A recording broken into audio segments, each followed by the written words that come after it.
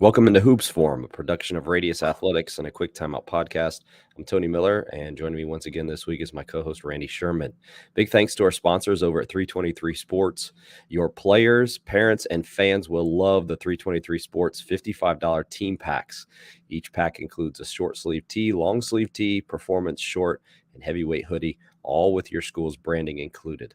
To find out more, visit 323sports.com, or you can contact a sales rep at sales@323sports.com. They'll be sure to do it right for your basketball program. Well, March is here, and when it comes to the conference tournaments and the national tournaments and everything else, we love March Madness here in the U.S. Randy, while Yes. watching some games, even this week, Yeah. there were some things that I thought that maybe we could talk about, and some Okay. things I wanted to get your opinion on. I'll start broad here. Trends that you're noticing, maybe anything specific to styles of play or something within those styles of play. In the college game, I would say some. I think what has happened, as long as I've been an observer of basketball, and that's been since the late '80s, early '90s. I started coaching in '95, and so a long time.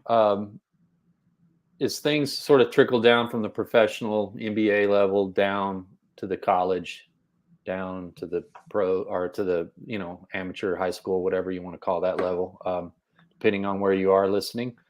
But yeah, so I guess like I see some trends, um, more five out, more depth of the offensive spacing, meaning uh, you know what started in the analytics revolution in the NBA is now pretty much saturated, at least the high level college basketball that we watch on television.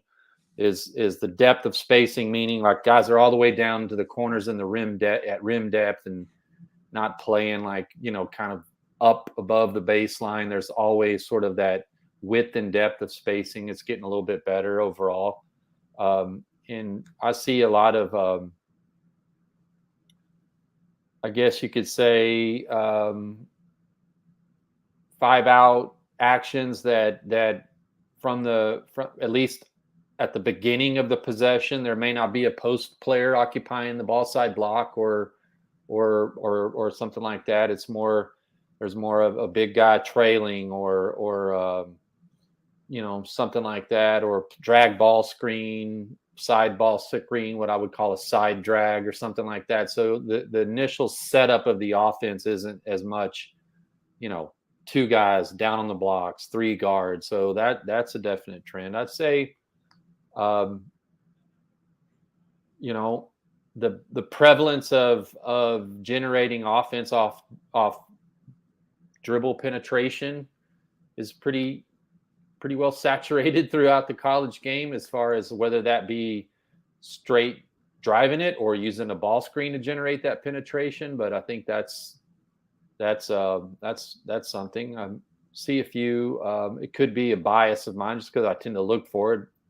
Some sort of Princeton-esque and Princeton-inspired teams out there. They may not be full-on Princeton, but you see some of those nods to that offense and some of the things they do, playing off splits and dribble ats and stuff like that. I see that. I would say, yeah, those are some of the trends I see. Yeah, as somebody I've done a lot. Those that have followed with like fast model and drawing plays, and Randy's Mm-hmm. done a lot of that as well. And Sure. I haven't done a deep dive study on this, and I don't have numbers with it, but it does feel like there's fewer set plays Yeah, that are run. I would Your agree. set plays are reserved primarily for your special situations and ATOs, but even ATOs a lot of times are just combinations of concepts and actions, not necessarily like a set play. There's also, it seems to be fewer continuity offenses where you're seeing the same thing happening over and over. And I Yeah. do think that sometimes can maybe be mistaken as being sloppy basketball, because there's not this, I can't identify them doing the same thing. And it does sometimes look a little bit sloppy. I saw somebody comment last night about, a lot of it. I don't know what game they were watching, but there was 4 guys standing around watching one guy dribble the ball. That very well may have been the case. Bad basketball is still bad basketball, and I wouldn't say that that's good. But I do think that when you play conceptually, sometimes wherever that ball goes determines what happens next, and players are sometimes slower to think about, okay, what am I seeing? What do I need to do next? But to your point, I do think that we're training players to look for space, and sometimes that requires them to slow down, which can almost slow down your offenses sometimes. So unless you're running like the Princeton actions, like we talked about, where there's 4 or 5 guys moving, that triggers what the next thing is happening. Sometimes that can look maybe not as pretty as people would like it to be, but just interesting the way that the game has gone. And we'll come back and talk about like some of those teams to watch for and some things and specific actions and that sort of stuff. Maybe in that same vein of the guy who didn't like what he saw, are there any trends that you aren't fond of or don't like that you're seeing in today's game? Yeah, I would say there's just this sort of general stalemate that I don't like, that I do see quite a bit. The past 2 weeks, I've watched, with the coaches I work with that are high school coaches, a lot of their playoff games, and third, fourth round of the playoffs, regional tournament, state tournament type games. Then watching conference play and conference tournaments on television, and then on into March Madness as we go. I guess the stalemate I would describe it as is we've got a defense who's doing everything it can to not let the ball get driven into the paint, versus an offense who's only trying to drive it into the paint anyways. So it just creates this sort of like bloody knuckle, collision heavy, just flopping, flailing, bumping rock fight of a game sometimes that just is a little bit unaesthetic. And I don't know if that's a word, but we'll say that's a word. That's not aesthetic or aesthetically pleasing. Yeah, it's like the defense is doing everything it can not to get penetrated, and the offense is just, their whole offense is, we're going to penetrate anyway. And there's no, I don't know, it feels like gridlock. A game I was watching last night felt just like that, and the game went over 2 hours, and it was no overtime or anything. But looking back on it, the number of fouls, the kinds of fouls that were being called, it seems like everybody still hates the charge call that's made in college basketball. But you see a lot of that because of the offense's determination to drive no matter what, and the defense's determination to not let them do that. And when they don't get the charge call, then it becomes another foul. Or I do feel like sometimes you have officials who just, we're not going to call everything that happens. And so fouls are, overlooked. And then that's when it becomes kind of that sloppiness. So yeah, interesting to see how maybe things will change in connection with that, or not change if teams are just, this is what we're going to do. And that's just how it's going to be.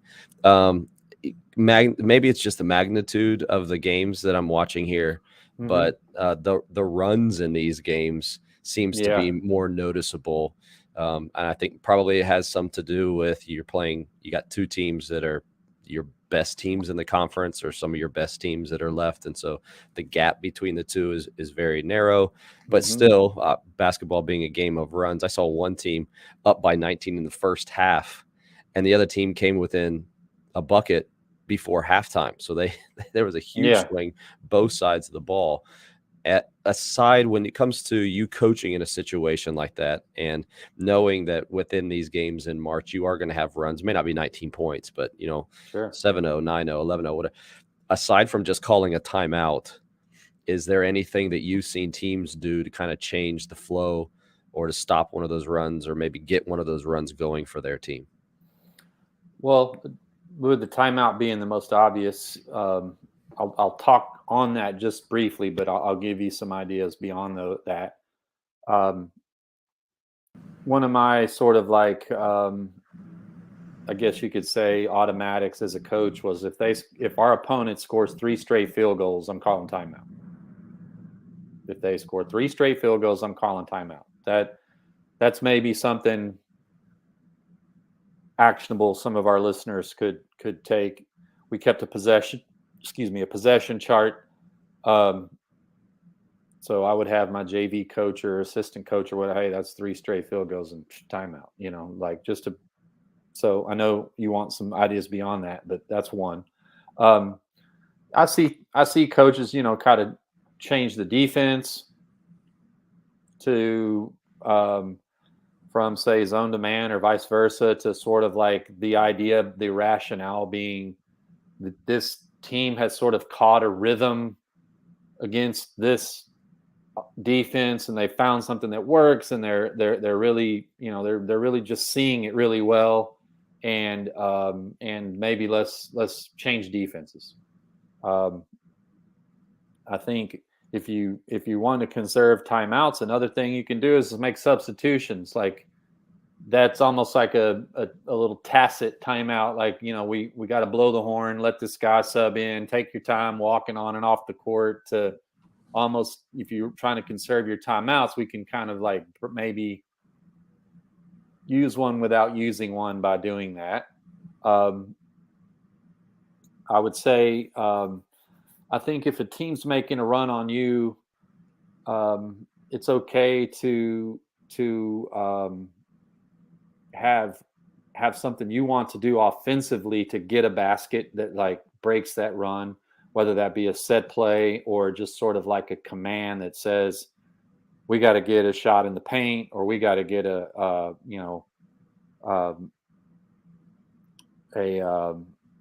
specific player a shot or something like that, just to sort of answer the run. So that's an idea. I think too, the main thing I would look at is like, how is the run being generated? Is it just transition, like they're just rebound, outlet, scoring on us? Well, then maybe let's look at our shot selection that might be leading to easy baskets, and get a specific player shot, or get a specific type of shot that we think might clean that up. But like you said, runs are a part of the game. I think the biggest challenge for a team in March is sort of like withstanding them, and kind of like when it's going, just maybe trying some of the things that I talked about, but also knowing that this was going to happen. Like we're going to have one of our own at some point in the game as well, and that's what I see a lot of these games. They're withstood and then answered at a latter part of the game by the team, so it's a little more back and forth. So those are some ideas. The two that have paired together well for us was the calling the set play, especially. If you can have a set of 5 plays or whatever, and this is who we're trying to get the ball to, being very specific, I guess, about who you're getting the ball to, and then what type of shot that you're getting, because I found that most coaches, they're not happy with the type of shots that they're getting. And so if you can create the type of shot that you want in the hands of the person that you want to have that shot, that can dramatically improve your chances there. And then pairing that with, hopefully after that score, is to set up some kind of full court pressure. And our pressure that was helpful was not something that was designed to generate turnovers, but instead something that was designed to control the pace of it. Yeah. And all of those things that you mentioned were, I'm basically not allowing, because typically a flow or a run is there's some level of comfortability that team has had in doing what they are doing. Yeah. And if I can make them change the way that they have to think or approach something, that usually cuts that flow of whatever they're feeling comfortable with. So if I can then control the pace and then set something up, and like you said I saw last night, one of the examples you gave was there was a team that they went to zone, and there was nothing special about the zone. Yeah. But you could tell just from watching the game that it made the other team change the way that they were approaching and thinking about things. It just changed their I don't know, their whole attack and aggressiveness. Maybe we watched the same game, but I think there's something in regards to focus and perception that probably is a lot deeper than what we prepared for today. But Yeah, for sure, for sure. I wonder if this happens a lot. That I know I hear this a lot from coaches is like maybe they're playing a team that's better than them. Maybe it's early round playoff and they're a 15 seed and they're playing a 2 seed, right? Or something like that. And I'll hear them after the game say, "Oh, we were right there with them until the second quarter. Then they went on a 15-2 run or a 19-0 run." And I was like, "Yeah, well, they're a lot better team than you. They only had to play good for 5 minutes. Like you had to play good for 40, they had to play good for 5, and they did that and then just sort of played with their food the rest of the game. So you weren't right there with them, like that sometimes is what a run is, also just a team that's a lot better than you that really knows it only needs to like run hard for this part of the race, and you won't, that's fine, that'll do it. Yeah. Yeah. Yeah. All right. Strategies for dealing with a dominant post player and the Hmm. pros and cons for those strategies. I think, man, I've encountered this for sure, and definitely felt like I had no good strategy. Like what am I supposed to do? Like I'm sort of taking a knife to a gunfight here when they've got a 6'4" girl and my post girl's 5'9" or 5'10". Like what are we? Okay, I could. What do you want me to front her, play behind her? I've done both of those things, and like there's really sometimes there's just not a great X's and O's solution. And when I felt like those was the case, I just tried to change the tone and tenor of the game, meaning let's make it the type of game that a post player is not really involved in. Like get it going up and down to where that post player is just basically running top of key to top of key, and a shot goes up before they even kind of get a chance to go down there and establish some real estate. And I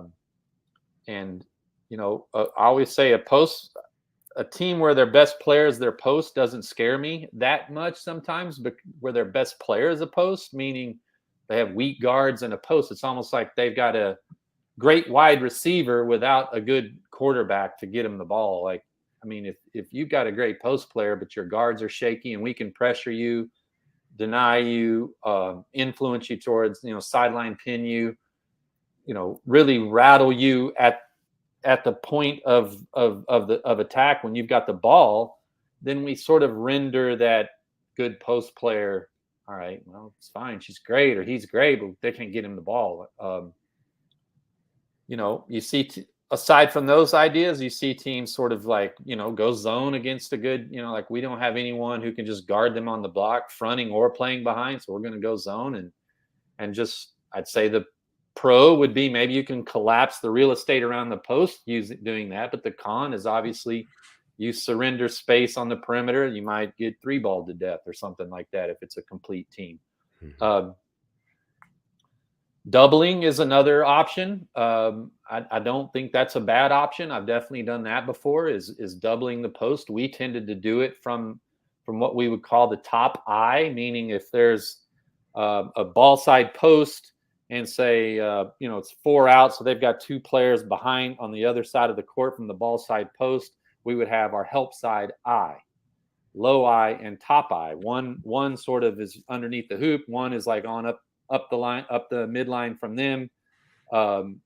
And if the ball went into the post, the top eye doubled down the baseline. The girl, or in my case, the girl or the guy guarding the post, their job is don't let them turn baseline. So kind of like play that low foot so they can't turn to the base, like spin to the baseline. And then the double comes from the high side. So when they feel they can't turn baseline and they want to turn middle, they turn right into a double team. We approach that double team with high hands to try to maybe get a deflection of the pass out of the post. The con there is obvious. We've got 2 players guarding 1. So that means 3 are guarding 4 everywhere else. So if that post can make a pass out of the post, and then we're in a scramble situation and are going to have to really fight to reorganize. So those are some strategies. I've used all or most of them, and with good and bad results. So. I have nothing different, but I do have a couple stories just from this year. Small sample size, but we almost had more success completely fronting Mm-hmm. and deterring them from throwing it. And then when they did throw it, sending help from behind. That allowed me not to have to work on what you just said. When I double, now I'm having to work on rotations. And it was almost like which one's going to burn me less. Yeah. And so I just encourage coaches to kind of think of it from that perspective. If I'll say this from the offensive perspective, if I'm somebody who has that dominant post player, if you're only just posting them up on the block, I do feel, especially in today's game, you're probably you're easier to plan for and to scout for. And Yeah. I've just noticed that the teams that have like the Purdue's and I was watching earlier this week a team from a mid-major that had a big player. They had success bringing that player out to the perimeter and using them as a screener. Really hard to get around, but then in addition to that, Mm-hmm. dive them hard to the basket. And now you are forcing that team that's playing defense to probably tag or roll, and then you can have more open shots. So you're almost forcing them to kind of send two people to the big man, or to at least account for the big man. And that's where I've seen teams offensively have success versus in the past when they do just sit a big player on the block and say, we're going to throw it in there and then go to work.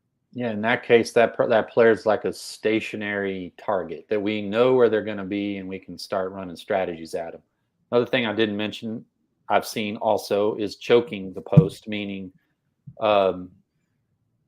let's say I'm guarding the ball on the wing, the wing feeds the post, and I sort of dig down in there. I know Virginia calls it choking the post. They'll dig down in there with the feeders man and try to they'll teach the guy to dig down with his hand up to try to like flip the ball up. If the guy brings it down off his chin, brings it low, we can flip the ball up.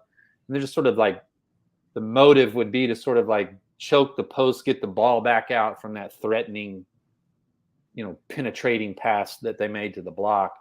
I didn't mention that when you asked me some strategies, and it just dawned on me while you were speaking to go back and hit that. So con to that would be a good team that enters and relocates, that you're choking the post, and the guy, maybe you turn your head to look, and you think when it comes back out, your man was right. That's what we used to say when we feed the posts, is don't be right where they left you, meaning relocate, like higher, lower.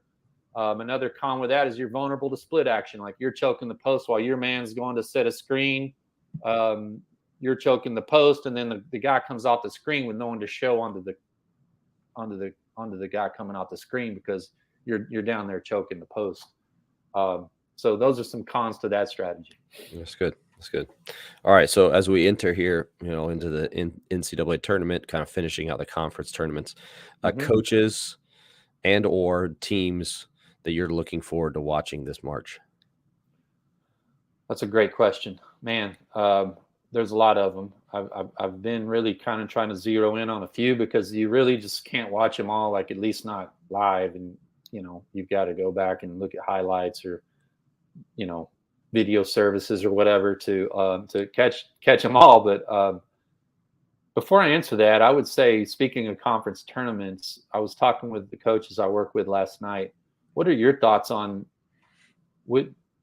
if I was made NCAA basketball commissioner today? I don't even know if that's a real job, but one of the things I would change would be the regular season champ gets the automatic bid. What are your thoughts? Yeah, I think that's kind of the big how many teams we should have in the tournament because of that thought.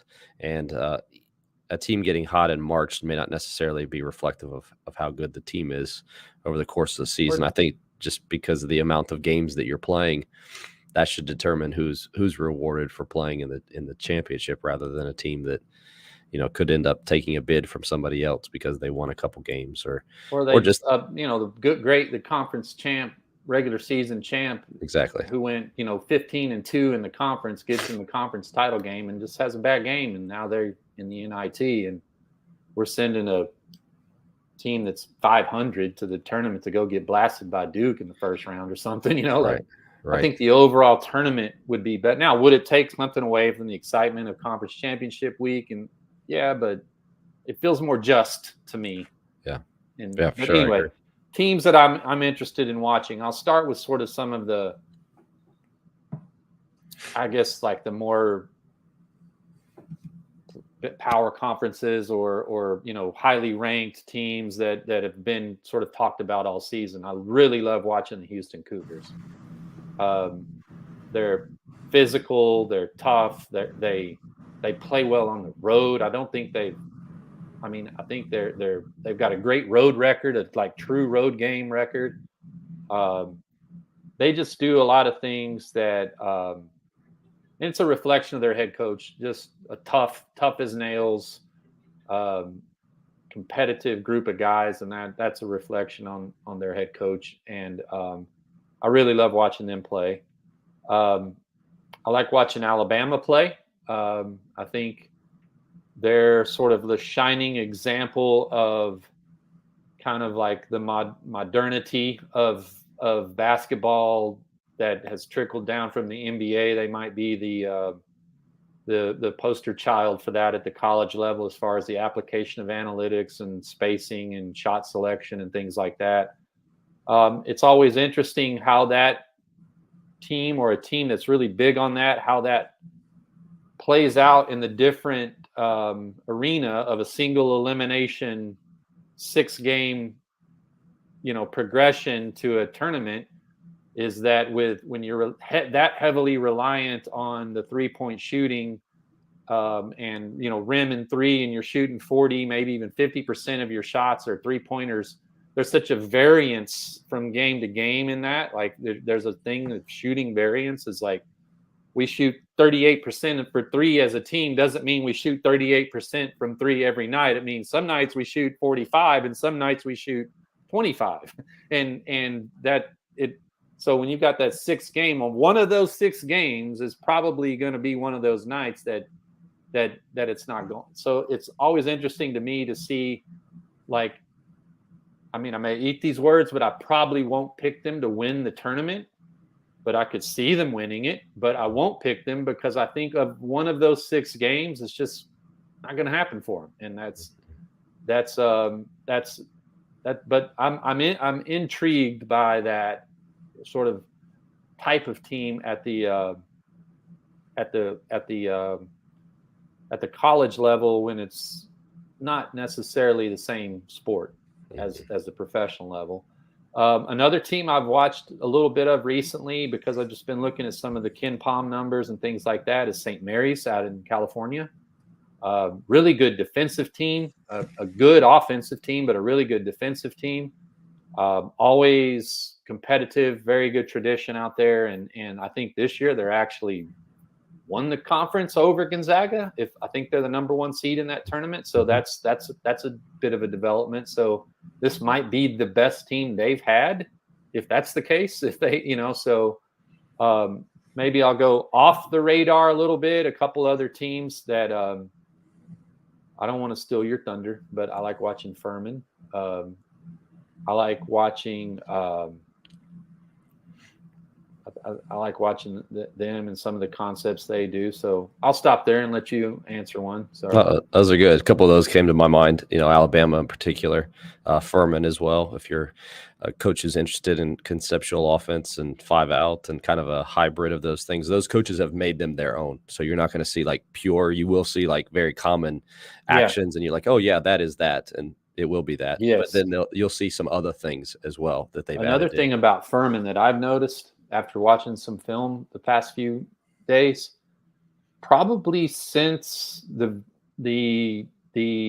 better Villanova teams, probably the best team I've seen of stride stopping, jump stopping, barkleying, and nashing. Like they do all of that stuff very well. Like they all play off 2 feet.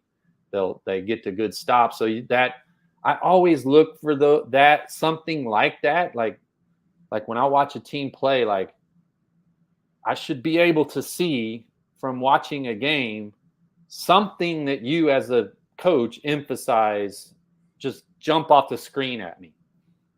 I watch the Houston Cougars. It's offensive rebounding. They just go get it, man. Like that's a little thing that jumps off the screen when I watch them play. Like all their players do it. Now, if one of your players does it, that just may be his good habit, but this is something that you would know. So I'll shut up, but like I've definitely noticed that.